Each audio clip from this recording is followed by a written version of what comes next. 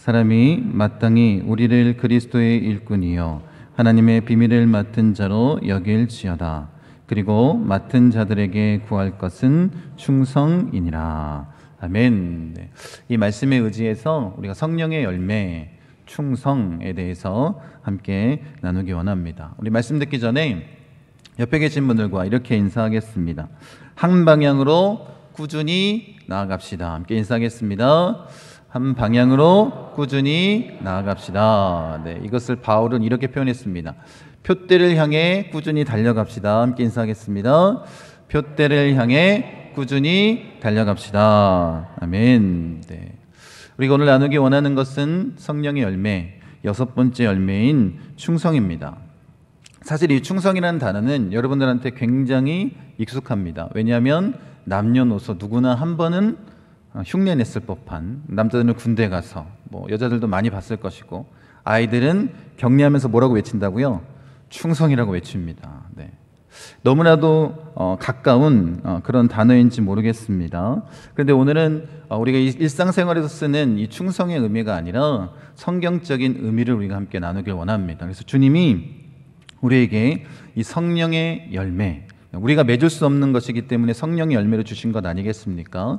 그 충성의 의미가 무엇인지 함께 나누길 원합니다. 성경에서 이 충성이라고 쓰인 단어는 헬라어로 피스토스라는 단어입니다. 그래서 이 단어의 의미가 믿음의 그 형용사적인 표현입니다. 그러니까 믿음직스러운 이렇게 표현할 수 있을 것 같습니다. 그래서 성경에서는 이 단어를 어떻게 표현했냐면 우리나라로 번역할 때 신실하다, 미쁘다, 충성, 아니면 믿음 이렇게 번역되어서 사용되는 그런 단어입니다. 여러분, 우리가 잊지 말아야 될 것, 우리는 지금 성령의 열매에 대해서 나누고 있다는 것입니다. 그래서 이 충성이라는 열매 역시 우리가 스스로 맺을 수 없는 것이라는 거예요. 하나님의 성품이고 우리가 그 예수님의 성품을 온전히 담기 원합니다. 그래서 성경에 보면 이 하나님의 성품을 나타낼 때 이 충성이라는 단어를 통해서 미쁘시다라고 표현을 합니다. 네. 이 미쁘다라는 단어가 어떤 의미냐면 그 형용사적, 믿음의 형용사적 표현인데 원래는 믿브다 이렇게 표현됐던 단어인데 요즘 현대어로 바뀌면서 우리가 알고 있는 미쁘다라는 단어가 됐습니다. 그러니까 이것도 미쁘다라는 단어 역시 믿음직스럽다라는 그런 의미 아니겠습니까? 하나님께 이 충성이라는 단어가 쓰일 때 이렇게 미쁘다라고 표현이 되어 있고, 우리가 좀 더 이해하기 쉬운 단어는 뭐냐면 신실하시다라는 그런 표현입니다. 말씀 보세요. 신명기 7장 9절입니다. 같이 한번 읽겠습니다. 그런즉 너는 알라 오직 내 하나님 여호와는 하나님이시요 신실하신 하나님이시라. 그를 사랑하고 그의 계명을 지키는 자에게는 천대까지 그의 언약을 이행하시며 인애를 베푸시되 내가 여호와의 이름을 전파하리니 너희는 우리 하나님께 위엄을 돌릴지어다. 그는 반석이시니 그가 하신 일이 완전하고 그의 모든 길이 정의롭고 진실하고 거짓이 없으신 하나님이시니 공의로우시고 바르시도다. 네. 하나님의 속성을 뭐라고 표현하고 있습니까? 신실하시다라고 표현하고 있습니다. 그러니까 하나님께서는 변함이 없이 우리를 사랑하시는 분 아니겠습니까? 그래서 그 하나님에 대한 이미지를 반석이라고 표현하고 있습니다. 네. 오래된 이 신명기 그 시편에서도 반석이라고 표현하고 있고, 또 우리 시편 말씀을 보면 이 반석이라는 이미지로 하나님을 많이 은유적으로 표현을 합니다. 그리고 시편에서 기록되어 있는 이 반석은 큰 바위산을 의미하는데 그 큰 바위 위에 세워진 요새처럼 우리를 지키시고 우리를 보호하시고 우리와 함께 하신다는 것입니다. 그렇게 변함없이 우리를 사랑하시는 분, 우리가 믿을 수 있는 분이라는 표현으로 이렇게 반석이라고 표현한 것 아니겠습니까? 그리고 우리가 시편 내용을 우리가 새벽에 함께 살펴보고 있는데 시편에 보면 하나님 앞에 이렇게 탄원하는 기도를 드릴 때가 있습니다. 말씀 보세요. 시편 35편 17절입니다. 주여 어느 때까지 관망하시려 하나이까? 내 영혼을 저 멸망자에게서 구원하시며 내 유일한 것을 사자들에게서 건지소서. 하나님이 신실하신 분 아니겠습니까? 변함이 없으신 분입니다. 그런데 시편 기자가 고통 가운데 그것을 더 이상 감당하지 못할 정도로 힘들 때 하나님 앞에 뭐라고 고백하고 있냐면 어느 때까지니까 어느 때까지 관망하시겠습니까? 라면서 자신의 억울함을 토로하고 탄식하는 기도를 드릴 수 있다는 것입니다. 이 어려움이, 이 고난이 어느 때까지 나에게 닥치겠습니까? 왜 하나님께서는 지금 관망하시고 하나님께서는 왜 나를 도와주시지 않으십니까? 라는 그런 고백 아니겠습니까? 그런데 시편의 이 탄원시 같은 것을 우리가 계속해서 살펴보다 보면 한 가지 아주 특별한 점이 있는데 늘 하나님 앞에 뭐 할 수 있어요? 이렇게 토로하고 탄식할 수 있습니다. 그런데 그 끝은 항상 어떻게 끝나냐면 하나님을 찬양하고 하나님께 감사하는 모습으로 끝난다라는 거예요. 어떻게 그럴 수 있을까? 이유는 다른 것이 아니라 이 시인이 뭘 경험했기 때문에 그런 거예요. 과거에 하나님의 신실하심을 경험했기 때문입니다. 그 하나님을 절대적으로 신뢰하고 있기에 지금 상황은 바뀌지 않았지만 어느 때까지 관망하시겠습니까? 라고 고백하고 있지만 결국엔 나와 함께 하시는 그 하나님을 믿기에 하나님을 찬양하는 거 아니겠습니까? 여러분, 우리도 그렇게 주님 앞에 찬양하고 그 신실하심을 온전히 믿는 자가 되기를 원합니다. 그래서 중요한 게 이건 것 같아요. 우리가 충성에 대해서 나누고 있는데 이 충성, 우리가 정말로 충성할 대상이 믿을 만한가? 이게 중요한 거 아니겠습니까? 우리가 지금 하나님 앞에 충성스러운 자로서 서 있어야 되는데 우리의 그 충성의 대상인 하나님이 믿을 만한가? 이게 중요한 거 아니겠습니까? 말씀 보세요. 바울은 이렇게 고백합니다. 찬송하리로다. 그는 우리 주 예수 그리스도의 하나님이시요 자비의 아버지시요 모든 위로의 하나님이시며 우리의 모든 환난 중에서 우리를 위로하사 우리로 하여금 하나님께 받는 위로로서 모든 환난 중에 있는 자들을 능히 위로하게 하시는 이시로다. 이렇게 고백하고 있습니다. 여러분, 바울이 얼마나 큰 어려움을 당했습니까? 복음 때문에. 그 고난 가운데서도 늘 하나님 앞에 믿음을 고백하고 있는 거. 어떤 믿음이요? 나를 위로하시고 나와 함께 하시고 나를 도와주시는 분. 그래서 그 이후 구절에 바울이 뭐라고 고백하냐면 자기 자신을 의지하지 않고 이렇게 하신 이유가 뭐냐면 오직 죽은 자를 다시 살리시는 하나님을 의지하기 위함이다라고 고백하고 있다는 거예요. 지금 바울이 하나님을 온전히 믿고 있기 때문에 누구한테 충성할 수 있다는 거예요? 하나님 앞에 충성할 수 있다는 것입니다. 여러분, 우리의 믿음의, 우리의 그 충성의 대상, 그 하나님이 얼마나 우리가 충성할 수 있는 그런 믿을 만한 대상인지를 우리가 분명히 알아야 될 건 아니겠습니까? 여러분, 그래서 우리 주님이 우리에게 분명히 약속하신 것이 있습니다. 그게 뭐냐면 우리를 고와 같이 내버려 두지 않겠다라는 거예요. 늘 우리와 함께 하시겠다. 우리에게 도움을 주시고 우리를 지켜주시고 구원해 주시는 분 아니겠습니까? 그렇게 흔들리지 않는, 우리를 다시 살리시는 그 주님을 온전히 믿는 자가 되기를 원합니다. 여러분, 여러분도 변함없이 우리를 사랑하시는 그 하나님께 충성스러운 자로 서 있기를 원합니다. 우리 모두는 다 그 충성스러운 제자가 되어야 될 줄로 믿습니다. 오늘 본문 말씀 같이 한번 읽겠습니다. 사람이 마땅히 우리를 그리스도의 일꾼이요 하나님의 비밀을 맡은 자로 여길지어다. 그리고 맡은 자들에게 구할 것은 충성이니라. 바울은 모든 그리스도인들이 일꾼이라고 표현하고 있는데 이 일꾼이라는 단어는 고대 전함에서 이 배에서 노를 젓는 노예를 말합니다. 그러니까 노예 가운데에서도 가장 낮은 계급에 해당하는 그런 존재입니다. 여러분, 그 전함에서 노를 젓는 노예는 자기 마음대로 노를 저을 수 없습니다. 누구의 말을 듣는 거예요? 오직 지휘관의 뜻에 따라서 노를 젓고 멈춥니다. 자기의 의지가 하나도 반영될 수 없는 거예요. 오직 주인의 뜻에 합당하게 순종하는 건 아니겠습니까? 그래서 우리가 그리스도인의 일꾼이라고 얘기하는 것은 어떤 의미인 거예요? 오직 예수님의 말씀에 순종하는 삶을 사는 자라는 거예요. 내 뜻대로 움직이는 것도 아니고 오직 주님의 뜻에 합당하게 사는 자라고 말씀하고 있는 것입니다. 그리고 우리가 어떤 사람이라는 거예요? 하나님의 비밀을 맡은 자라고 얘기를 하고 있습니다. 하나님의 비밀을 우리가 쉽게 표현한다면 복음 아니겠습니까? 복음을 맡은 자로서 그게 바로 모든 그리스도인들, 예수님의 제자들 아니겠습니까?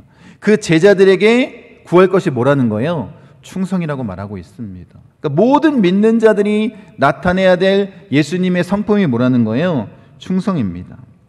여러분, 이 충성의 모습이 어떤 것일까? 여러분, 바울은 이렇게 말합니다. 디모데후서 4장 7절입니다. 나는 선한 싸움을 싸우고 나의 달려갈 길을 마치고 믿음을 지켰으니 라고 얘기합니다. 그렇게 바울이 주를 위해서 온전히 달려간 것 아니겠습니까? 그리고 마지막에 뭐라고 고백하냐면 이 믿음을 지켰다라고 얘기를 하고 있는데, 이 믿음이라는 단어가 우리가 나누고 있는 충성이라는 단어입니다. 여러분, 바울이 이렇게 충성스럽게 자신의 믿음, 신앙의 모습을 지켰다라는 거예요. 그러면 어떤 모습이 바로 충성스러운 모습인가? 바울이 뭐라고 말하고 있냐면 사도행전 20장 24절에 나의 생명조차 조금도 귀한 것으로 여기지 아니했다라는 거예요. 복음을 위해서, 그 믿음을 지키기 위해서 생명조차 귀한 것으로 여기지 않고 달려갔다라는 것입니다. 이것이 바울이 말하고 있는 충성의 모습 아니겠습니까? 여러분, 바울이 분명하게 우리에게 또 얘기하는 것이 있는데, 자신이 가지고 있는 이런 열정 때문에 충성스러운 모습으로 나아가는 것이 아니다라는 거예요. 디모데전서 1장 12절에 뭐라고 말하고 있냐면 내가 감사함은 나를 충성되게 여겨 내게 직분을 맡기셨기 때문이라고 얘기하고 있습니다. 누가 충성스럽게 여기셨다는 거예요? 하나님께서 충성스럽게 여기셨다라는 거예요. 내가 그런 충성스러운 자가 아니라 누가 여겼기 때문에, 하나님께서 그렇게 여기셨기 때문에 나에게 이 직분을 맡겨주셨다는 것입니다. 여러분, 하나님께서 우리에게 구원의 은혜를 베푸신 것도 은혜이지만, 우리가 감사할 내용이지만 모두 감사해야 될까요? 우리에게 사명을 맡겨주신 것, 우리가 정말 충성스러운 자로서 그 일을 감당하도록 우리에게 맡겨주신 것도 감사해야 되는 것 아니겠습니까? 그러니까 이 충성스러움은 내가 내 의지대로 나타내는 것이 아니라 누가 함께 하실 때 가능한 거예요? 성령님이 함께 하실 때 가능한 것입니다. 그렇게 우리가 주님 앞에 나아가 서는 자가 되기를 원합니다. 여러분, 그러니까 충성이라는 것은 이 바울의 삶을 통해서 비춰볼 때 이렇게 말할 수 있습니다. 가장 소중한 자신의 권리까지도 내려놓는 거예요. 생명까지도 내려놓은 것 아니겠습니까? 그러니까 충성의 모습은 뭐냐면 자기 권리를 포기하는 것입니다. 자기의 권리를 포기하고 누구 뜻대로 사는 거예요? 주님 뜻대로 사는 것입니다. 여러분 살아가면서 우리가 자기의 권리를 나타낼 때가 너무나도 많지 않습니까? 여러분이 그리스도인으로서 여러분에게 도전하고 싶습니다. 여러분의 권리를 주를 위해서 얼마나 포기하셨습니까? 그렇게 충성스러운 모습으로 주님 앞에 서셨습니까? 이 권리를 포기하며 우리에게 하나님의 신실하심을 온전히 보여주신 분, 그게 누구냐면 예수님 아니겠습니까? 그래서 우리가 예수님의 성품, 이 충성을 닮아야 된다는 거예요. 빌립보서 2장 6절과 8절에 보면 예수님께서 자기 권리를 이렇게 포기하십니다. 하나님과 동등됨을 취하지 아니하고 종의 형체를 가지고 인간의 모습 그대로 이 땅 가운데 오신 것 아니겠습니까? 그렇게 낮은 자의 모습으로 죽기까지 복종하신 분, 그분이 누구라는 거예요? 그분이 예수님이십니다. 그래서 예수님의 그 자기 권리를 포기하시는 그 신실하심을 우리가 닮아야 되지 않겠습니까? 여러분, 그래서 우리를 그렇게 변화시켜 주실 수 있는 분은 누구밖에 없을까요? 하나님밖에 없는 거예요. 우리가 아무리 노력한다 할지라도 성령의 열매, 이 충성을 맺을 수 없다는 것입니다. 누가 역사하실 때, 성령님이 우리와 함께 하실 때 우리가 예수님의 그 성품을 나타낼 수 있는 것 아니겠습니까? 여러분, 그렇게 예수님이 십자가에서 죽기까지 복종하심으로 말미암아, 그 모든 권리를 포기하심으로 말미암아 우리에게 보여주신 것이 무엇이냐면 하나님께서 우리를 향한 충성스러운 모습을 보여주신 거예요.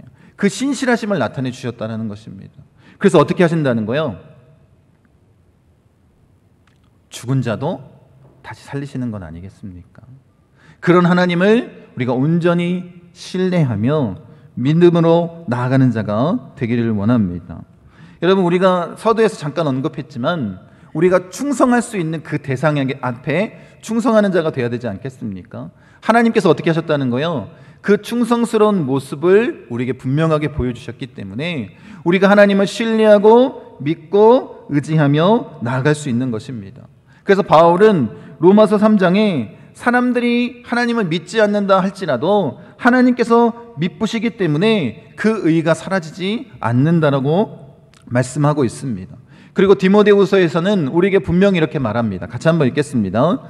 믿보다 이 말이여 우리가 주와 함께 죽었으면 또한 함께 살 것이요 참으면 또한 함께 왕노릇할 것이요 우리가 주를 부인하면 주도 우리를 부인하실 것이라. 우리는 믿음이 없을지라도 주는 항상 믿으시니 자기를 부인하실 수 없으시리라. 네.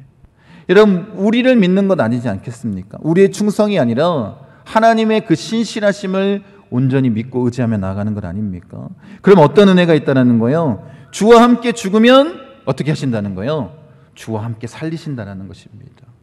그분을 우리가 믿는 것 아니겠습니까? 하나님의 약속은 신실하신 것 아니겠습니까? 그 신실하심을 믿기에 우리가 달려갈 수 있는 거예요.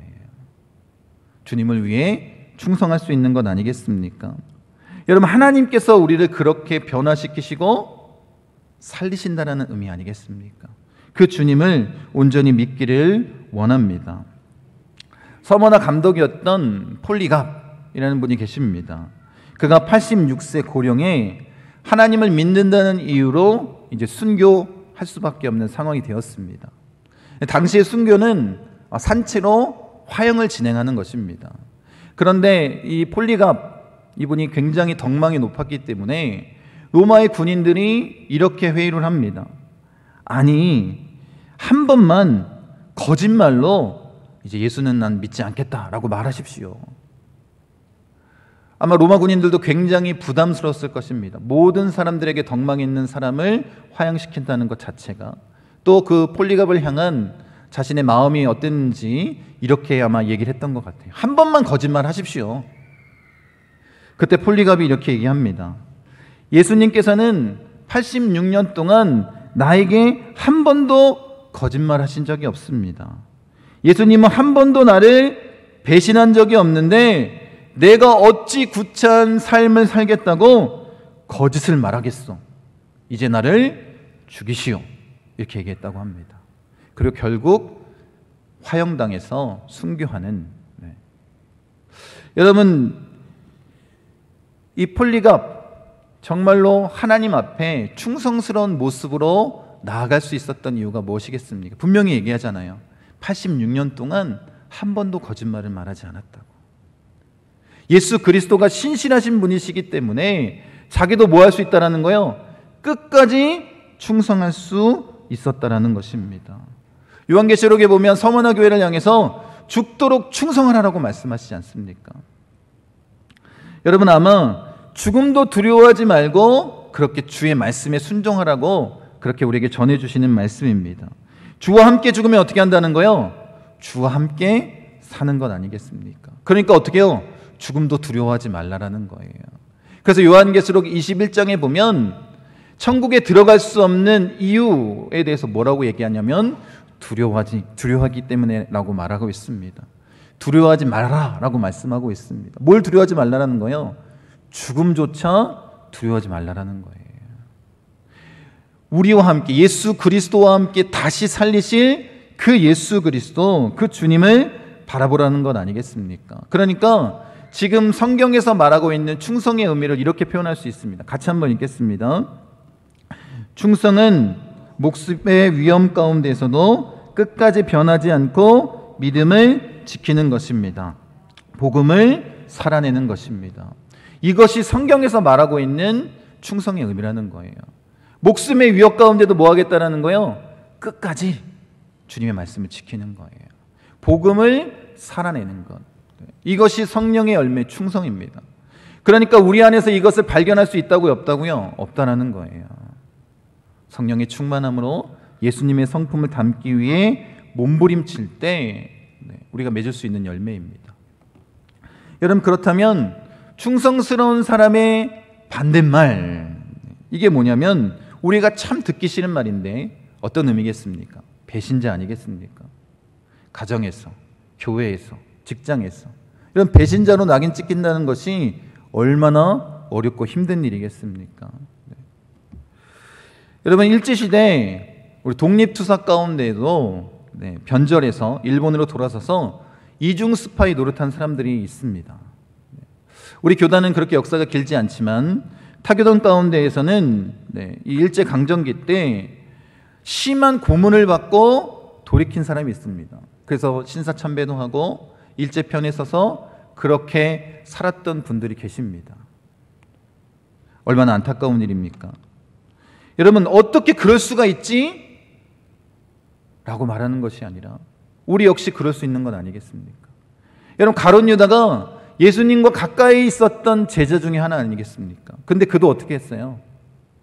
육신의 욕심으로 예수님을 팔아넘기는 배신자가 된 것 아니겠습니까? 여러분, 그 믿음을 끝까지 지키지 못했다는 거예요. 여러분, 그러니까 꼭 기억하십시오. 모든 믿는 자에게 충성은 있어도 되고 없어도 되는 것이 아니에요. 반드시 있어야 되는 것입니다. 충성스럽지 못한 자는 배신자 아니겠습니까? 여러분, 우리가 이것을 꼭 기억하길 원합니다. 아니, 나는 직분자도 아니고 나는 목회자도 아닌데. 아닙니다. 모든 그리스도인들이 품어야 할 성품, 그 성령의 열매가 뭐냐면 충성입니다. 죽기까지, 죽음의 위협 가운데에서도 주님의 말씀을 지켜 행하는 것, 주님을 끝까지 따르는 것 아니겠습니까? 여러분, 그렇게 우리가 주님 앞에 서기를 원합니다. 바울은 주의 사역을 부탁할 때 디모데에게 뭐라고 얘기하냐면 충성스러운 사람에게 부탁하라 라고 말합니다. 교회 안에서도 분명히 이런 충성의 열매를 가지고 살아가는 자들이 있었을 것이고 그들에게 이 주님의 복음의 일을 맡기라 라고 말하고 있는 것입니다. 여러분, 충성스러운 일을 어떤 사람이 충성스러운지를 알 수 있을까요? 어떻게 하면 그 사람이 충성스러운지를 우리가 알아야 되지 않겠습니까? 여러분, 이 충성스러운 모습은 이렇게 보면 될 것 같습니다. 어려운 일 앞에 어떻게 그 어려움을 이기고 유혹을 이겨내는지, 끝까지 견디며 나아가는지를 보면 알 수 있는 것 아니겠습니까? 사람은 얼마든지 어려움에 닥칠 수 있습니다. 고난이 다가올 수 있습니다. 그런데 그 고난을 어떻게 이기는지가 중요한 것 아니겠습니까? 끝까지 어떤 모습으로 견뎌내는지가 중요한 것입니다. 여러분, 그래서 교회에서 어떤 일을 맡을 때도 마찬가지입니다. 그 일을 어떻게 해요? 힘든 일, 어려운 일이 있다 할지라도 물론 그런 일이 발생할 수 있습니다. 그러함에도 불구하고 어떻게 해요? 끝까지 그 일을 감당하며 나아가는 것, 그것이 바로 충성스러운 자의 모습 아니겠습니까? 여러분, 그러니까 사실 이 충성스럽다라는 의미는 하나님 앞에서뿐만 아니라 누구 앞에서도, 사람들 앞에서도 인정받아야 되는 것입니다. 사실 하나님 앞에 우리가 충성된 모습으로 서게 되면 당연히 사람들 앞에서도 충성스럽게 인정받을 수밖에 없는 것 아니겠습니까? 여러분, 그러니까 우리는 주 앞에서뿐만 아니라 사람들 앞에서 비밀을 맡은 자로서 온전히 예수 그리스도의 제자로서 이 충성스러운 모습을 나타내 보여주기를 원합니다. 그럼 다니엘 잘 아시지 않습니까? 다니엘이 오랫동안 총리를 했습니다. 그러니까 어떻게 해요? 그 다니엘을 시기 질투하는 사람들이 너무나도 많았다는 거예요. 정적들이. 다니엘은 또 포로로 끌려온 외국인 아니겠습니까? 그래서 이 다니엘을 무너뜨리기 위해서 대대적으로 그 총리 이 국사에 대한, 이 다니엘에 대한 그 조사를 시행을 했습니다. 고발할 근거를 찾기 위해서 샅샅이 뒤졌습니다. 그런데 다니엘서 6장 4절에 보니까 뭐라고 기록되어 있냐면 고발할 근거를 찾고자 하였으나 아무 근거, 아무 허물도 찾지 못했다라는 거예요. 그가 얼마나 충성스러운 사람인지를 오히려 그들이 알게 됐다라는 것입니다. 그래서 꾀를 내어서 사자굴에 던진 것 아니겠습니까? 아무리 뒤져도 죄가 드러나지 않는 거예요. 여러분, 다니엘은 하나님 앞에서뿐만 아니라 사람들 앞에서도 믿을 수 있는 충성스러운 사람이었습니다. 그러니까 이런 선한 영향력을 나타낼 수 있는 건 아니겠습니까? 여러분, 우리가 그리스도인이라면 이 충성의 열매를 맺어야 되는 거예요. 주의 일을 한다고 세상 가운데 세상의 일을 우리가 소홀히 한다면 그것은 주님이 원하시는 것이 아닙니다. 하나님 앞에도 사람 앞에도 충성스럽게 우리가 나아가기를 원하는 것 아니겠습니까? 그러니까 윗사람이 보든 아랫사람이 보든 이 사람은 참 충성스러운 사람이다, 믿을 만한 사람이다 라는 것을 보여주는 것, 그것이 주님이 원하시는 것입니다. 여러분, 그런데 사회생활을 하다 보면 부당한 충성을 요구할 때가 있습니다. 우리가 충성스럽게 살아야 되지만 그럴 때는 어떻게 해야 될까? 방법은 한 가지 아니겠습니까? 하나님 말씀의 기준에 비춰봐서 그것이 잘못된 일이라면 안 하면 되는 것입니다. 우리에게 분명한 기준은 뭐예요? 하나님 말씀 아니겠습니까? 하나님의 선하시고 기뻐하시고 온전하신 뜻이라면 그 일을 행하면 되는 것이고, 그렇지 않다면 그 일을 하지 않으면 되는 것입니다. 과감하게 돌아서면 되는 것 아니겠습니까? 여러분, 그렇게 우리가 오직 하나님뿐만 아니라 이 세상 앞에 충성스러운 모습으로 나아가길 원합니다. 그런데 진짜 안타까운 게 뭐냐면 이거예요. 하나님께도 인정받지 못하고 사람들한테도 인정받지 못하는 그리스도인들 때문에 교회 이미지가 실추된다는 거예요. 진짜 안타까운 일 아니겠습니까? 하나님 앞에도 충성스럽지 못하고 사람들 앞에도 충성스럽지 못한 그들 때문에 오히려 교회의 이미지가 실추된다는 것입니다. 여러분, 우리가 그리스도인이라면 우리 마음 가운데 반드시 품어야 됩니다.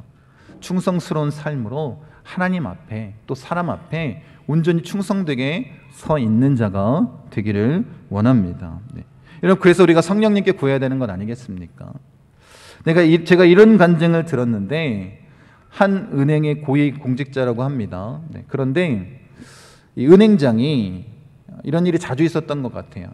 특별한 손님과 함께 일요일 날 대접을 좀 해야 되니까 골프 치러 나와라 이렇게 얘기를 한다고 합니다. 그러면 한결같이 대답은 뭘까요?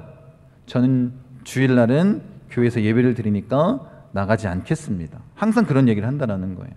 여러분, 주변에 있는 사람들이 이 얘기를 듣고 뭐라고 얘기할까요? 참 어리석은 사람이라고 얘기하지 않겠습니까? 승진의 기회를 걷어차는 사람이라고 말할 수 있을지 모르겠습니다. 왜 사회생활을 그렇게 라고 사람들이 비난할지도 모르겠습니다.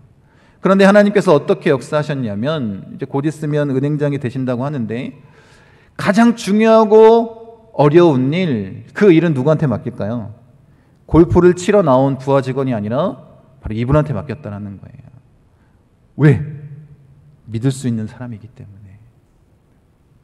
여러분, 이것이 하나님의 은혜 아니겠습니까? 여러분, 한번 주위를 둘러보십시오. 옆에 계신 분이 믿을 만한 충성스러운 사람입니까? 여러분, 우리가 그 사람을 본다면 믿을 수 없습니다.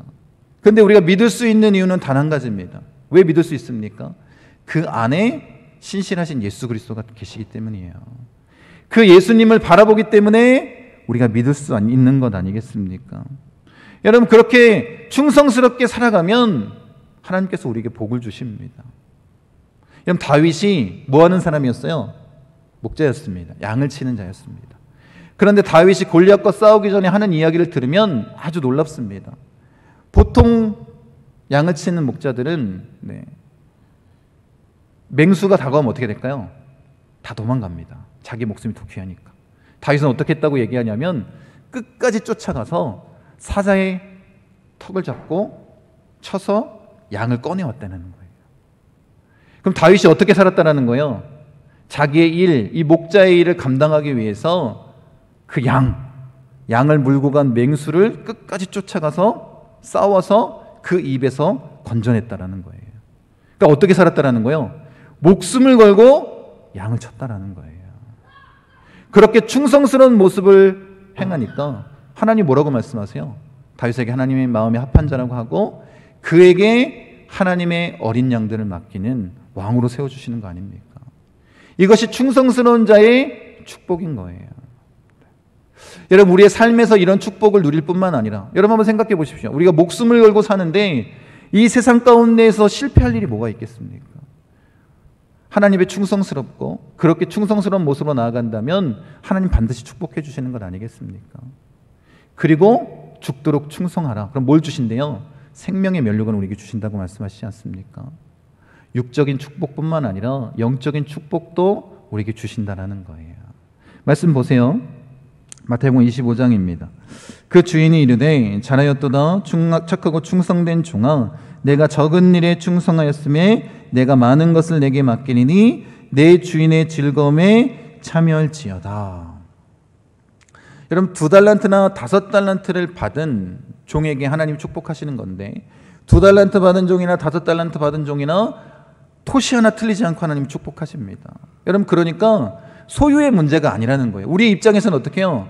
하나님이 비교하셨다라고 생각할 수 있습니다. 나한테는 왜 2달란트만 주고 저 사람한테는 5달란트만 줬지? 이게 아닙니다. 하나님의 입장에서는 뭐냐면 하나님이 우리에게 주신 달란트, 하나님께서 우리에게 주신 사명은 다 다른 것 아니겠습니까?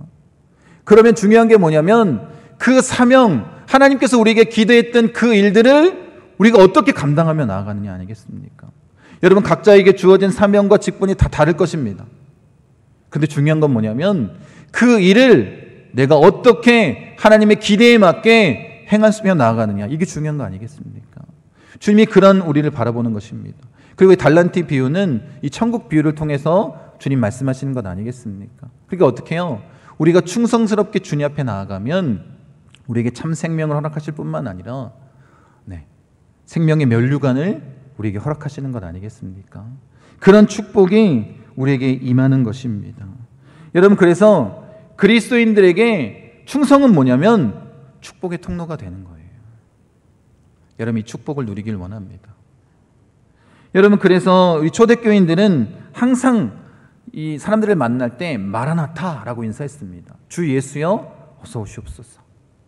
이것을 준비하는 마음으로 충성스럽게 살아간 건 아닙니까? 예수님의 재림의 때를 준비하는 마음으로 그 얼굴을 뵙기 위해서 충성스럽게 목숨을 걸고 살아간 것입니다. 여러분, 예수님께서 우리에게 분명하게 그 충성의 척도에 대해서 이렇게 말씀하십니다. 보세요.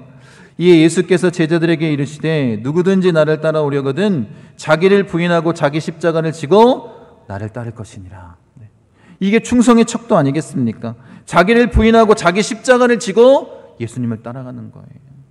목숨도 아깝게 여기지 않고 자신의 모든 권리를 포기하고 그 십자가를 지고 주님을 따르는 것, 이게 충성의 척도라고 말씀하십니다.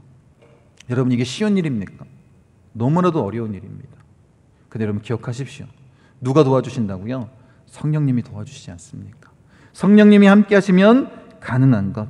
어떤 환경 가운데서도 견디고 이기는 자와 그렇지 못한 자들이 있습니다. 차이가 뭘까요? 예수 믿는 자들도 마찬가지입니다. 같은 어려움 가운데서도 누구는 잘 견뎌내는데, 그래서 충성스러운 모습으로 하나님의 축복을 받아 누리는데 누구는 그렇지 못한다. 이유는 다른 것이 아니라 이 한 가지입니다. 그 하나님이 희미하게 보이느냐 선명하게 보이는 차이 아니겠습니까?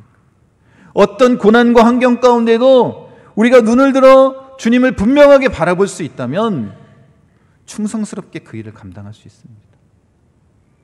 그런데 여러분, 그 고난과 고통 가운데 주님이 희미하게 보이고 아예 나와 함께 하시지 않는 것처럼 여겨진다면 우리가 그 어려움을 감당할 수 있겠습니까? 그 충성스러운 모습으로 죽기까지 복종하며 어떻게 주님 앞에 나아가 설 수 있겠습니까? 여러분, 기억하십시오. 우리가 마음을 지키지 못하는데, 주님을 온전히 바라보지 못하는데 여러분들이 기도원 가서 그렇게 기도한들 무슨 소용이 있겠습니까? 아니면 광야에 정말 나 혼자 홀로 떨어져 있다 한들 무슨 소용이 있겠습니까? 그곳에서도 사탄은 우리의 마음을 쥐어 흔드는 거 아니겠습니까? 그래서 여러분, 우리가 온전히 충성스러운 예수님의 제자로서 그 복음을 살아내기 원한다면 누구한테 붙어 있어야 될까요? 하나님에 딱 붙어 있어야 됩니다. 내 생명까지도 아깝게 여기지 아니하고 주님 앞에 달려가는 자가 되길 원합니다. 여러분, 충성스러움으로 끝까지 바울처럼 그렇게 지켜 행하길 원합니다. 그래서 바울이 어떻게 살았습니까? 표대를 향해 달려간 거 아니겠습니까? 여러분, 우리가 오직 한 가지 일, 끝까지 그것을 순종하며 나아가는 것, 이게 충성입니다. 오직 복음을 위해서, 예수 그리스도를 바라보기 위해서 끝까지 순종하며 그 한 길을 걸어가는 것, 이게 충성입니다. 여러분이 충성의 열매를 맺기 원합니다. 그리고 믿지 않는 자들에게 우리가 믿을 수 있는 그렇게 신실하신 하나님을 온전히 전하는 우리 목포 순복음 중학교 성도님 되시기를 간절히 축원드립니다.